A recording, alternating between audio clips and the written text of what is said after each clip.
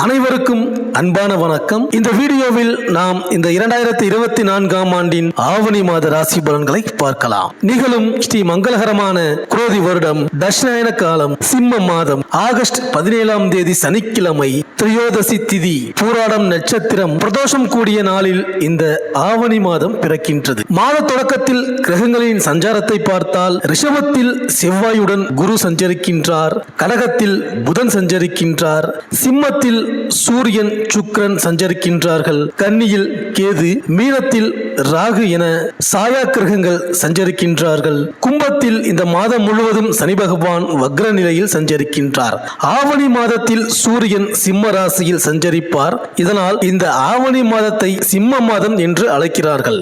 ஆடி போய் ஆவணி வந்தால் அத்தனை நன்மைகளும் தேடி வரும் என்பது ஆன்றோர் வாக்கு. ஆவணி மாதம் சிவபெருமானை வணங்குவதற்கு ஏற்ற மாதமாக திகழ்வதால் திங்கள் வியாழன் ஆகிய கிழமைகளில் சிவபெருமானை வழிபட்டால் நல்ல பலன்களை பெறலாம். ஆவணி மாத செவ்வாய் வெள்ளிக்கிழமைகளில் சுமங்கலி பெண்கள் மங்கள கௌரி விரதம் இருந்து பராசக்தியை வழிபடுவார்கள். இது மாங்கல்ய பலத்தை அதிகரிக்கும். ஞானம் போற்றும் வாழ்வு அமைய வேளமுகத்தானை விரதமிருந்து வழிபட உகந்த மாதமாக இந்த ஆவணி மாதம் விளங்குகின்றது. மற்ற மாதங்களில் வரும் சதுர்த்தியை நாம் சதுர்த்தி என்று மட்டுமே சொல்கிறோம். ஆனால் ஆவணி மாதம் வரும் சதுர்த்தியை மட்டும் விநாயகர் சதுர்த்தி என்று அழைக்கின்றோம். அன்றைய தினம் அருகில் இருக்கும் சிவாலயத்திற்கு சென்று அருகம்புல் மாலையிட்டு கணபதியை வழிபட்டால் அவர் பெருகும் பொன்னை அள்ளி பெருமையுடன் நமக்கு தருவார். இந்த ஆண்டிற்கான விநாயகர் சதுர்த்தி திருநாள் ஆவணி மாதம் 22ஆம் தேதி 7/9/2024 சனிக்கிழமை அன்று வருகின்றது.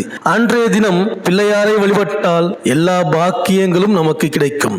எங்கே எப்போது கூப்பிட்டாலும் கும்பிட்டாலும் காட்சி தருபவர் பிள்ளையார். மஞ்சள் பொடியிலும் காட்சி தருவார், மாட்டு சாணத்திலும் காட்சி தருவார். வீட்டிலும் வழிபாடு செய்யலாம். விக்கிரகம் வைத்திருக்கும் ஆலயத்திற்கு சென்றும் வழிபடலாம். ஏழரை சனி, அஷ்டமத்து சனி, அர்த்தாஷ்டம சனி ஆகியவற்றின் பிடியில் சிக்கியவர்களுக்கு அருள் கொடுப்பவர் ஆனைமுகன். அவருக்கு எள்ளுருண்டை நைவேத்தியம் செய்தால் சனி பகவானின் பாதிப்பில் இருந்து விடுபட இயலும். எனவே அருகில் இருக்கும் சிவாலயத்திற்கு சென்று அங்குள்ள ஆனைமுகனை வழிபடுங்கள். அகிலம் போற்று வாழ்வு அமையும். மேலும் இந்த மாதத்தில் கிரகங்களின் பெயர்ச்சியை பார்த்தால் ஆவணி 10ஆம் தேதி சுக்கிரன் கன்னி ராசியில் நீச்சம். அதே ஆவணி 10ஆம் தேதி செவ்வாய் ரிஷபராசியில் இருந்து மிதுன ராசிக்கு பெயர்ச்சி ஆகின்றார். மேலும் ஆவணி 15ஆம் தேதி புதன் கடகராசியில் இருந்து சிம்ம ராசிக்கு பெயர்ச்சி ஆகின்றார். சிம்மத்தில் சஞ்சரிக்கும் சூரியனும் கும்பத்தில் சஞ்சரிக்கும் சனியும் நேருக்கு நேர் பார்க்கின்றார்கள். பகை கிரகங்களின் இந்த பார்வையினால் உங்கள் ராசிக்கு இந்த மாதம் என்னென்ன பலன்கள் கிடைக்கப் போகின்றது, நீங்கள் செய்ய வேண்டிய பரிகாரங்கள் என்ன என்று இந்த வீடியோவில் பார்க்கலாம். சூரியனை ராசி அதிபதியாகவும் மகம் பூரம் உத்திரம் 1ஆம் பாதம் வரை பிறந்த சிம்ம ராசி அன்பர்களே, இந்த ஆவணி மாத கிரக நிலைகளை ஆராய்ந்து பார்க்கும் பொழுது உங்களது ராசிக்கு இந்த மாதத்தில் ராகு கேது மற்றும் குரு பகவான் மட்டும் கொஞ்சம் சாதகமற்ற சுழற்சியில் இருக்கின்றார்கள். மற்றபடி யோகாதிபதியான செவ்வாய் கிரகத்தை வைத்து உங்களது பெரும்பாலான சிரமங்களை சரி செய்து கொண்டு வருகின்றீர்கள். இந்த நிலைமை மேலும் அதிகரித்து இந்த மாதம் முடிவதற்குள் சுபிட்சமான மனிதராக வலம் வருவீர்கள். மாதம் முழுவதும் ராசிநாதன் தன் வீட்டிலேயே ஆட்சி பெற்று சஞ்சாரம் செய்து கொண்டிருப்பதால் மேலும் உங்கள் ராசிக்கு தன பஞ்சமாதிபதியான குரு பகவான் 7ஆம் இடத்தில் அமர்ந்திருப்பதால் எந்த ஒரு இடையூறையும் பண விரயத்தையும் காரிய தடைகளையும் சந்திக்காமல் முன்னேற போகின்றீர்கள். லாபாதிபதியான புதன் பகவானும் மாத தொடக்க நேரத்தில் அதிர்ஷ்டகரமான அமைப்பில் அமர்ந்து புதிய அளவில் அதிர்ஷ்டத்தை வழங்கிக் கொண்டே வரும். அன்றாட காசு பண வருமான வரவுகளுக்கு பஞ்சம் இருக்காது. தொழில் வியாபார நிர்வாகத்தில் அபரிமித வரவுகளும் நினைத்த நேரத்தில் காரிய பலிதங்களும் ஏற்படும். உத்தியோக இடத்தில் கடந்த மார்ச் மாத வாக்கில் சந்தித்த பிரச்சனைகளுக்கு சக ஊழியர்களால் அனுபவித்து வரும் சச்சரவுகளுக்கு பரிபூர்ண நிம்மதி ஏற்படும். இளம் இருபாலருக்கும் திருமண விஷயங்களில் நீடிக்கின்ற தடை இழுபறி விலகும். பூர்வீக சொத்து மற்றும் சொந்த நிலபுலன் வகைகளில் அனுபவித்து வரும் சங்கடங்கள் முதல் வாரத்திலேயே ஒழுங்குக்கு வரும். இளம் தம்பதியர்களின் மன வாழ்க்கையில் நீடித்து வரும் போராட்டங்கள், குழந்தையின்மை மற்றும் விவாகரத்து பஞ்சாயத்து விஷயங்கள் சுபிட்சத்துடன் முடிவுக்கு வரும். நடைபெறும். கொடுக்கல் வாங்கல் நாணய விஷயங்களால் பாதிப்பு ஏற்படாது. இந்த மாதம் செவ்வாய், வியாழன் மற்றும் திங்கட்கிழமைகளில் அபரிமித தன லாபங்களும் பொன்பொருள் சேர்க்கைகளும் ஏற்படும். புதிய சாதகமும் எதிர்காலத்திற்கான நிரந்தரமும் ஆச்சரியப்படுகின்ற அளவில் ஏற்படுத்திவிட்டு செல்லப் போகின்ற பிரமாதமான மாதம் இது. மேலும் கும்பராசியில் சஞ்சரிக்கும் சனி பகவான் இந்த மாதம் முழுவதும் வக்ர இயக்கத்தில் இருக்கிறார். சிம்மத்தில் சஞ்சரிக்கும் சூரியன் அவரை பார்க்கின்றார். இந்த பகை கிரகங்களின் பார்வை அவ்வளவு நல்லதல்ல.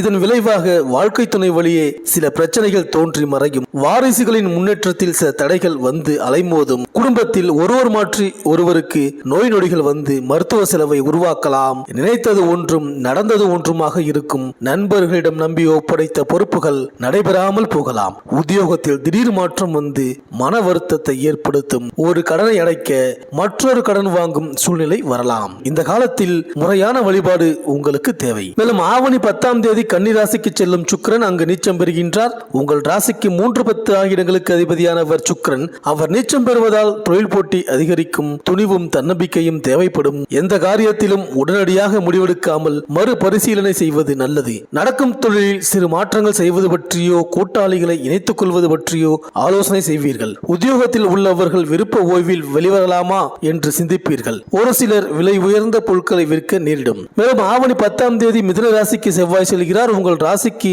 யோகம் செய்யும் கிரகம் செவ்வாய். அவர் லாபஸ்தானத்திற்கு வரும் பொழுது புதிய திருப்பங்கள் பலவும் ஏற்படும். சொத்துக்கள் வாங்கும் யோகம் உண்டு. வெளிநாட்டில் நல்ல நிறுவனங்களில் இருந்து அழைப்புகள் வரலாம். பயணங்கள் அதிகரிக்கும். உடன்பிறப்புகள் ஒற்றுமையோடு செயல்பட்டு பாக பிரிவினைக்கு முன்வருவார்கள். பூமி விற்பனையால் லாபம் உண்டு.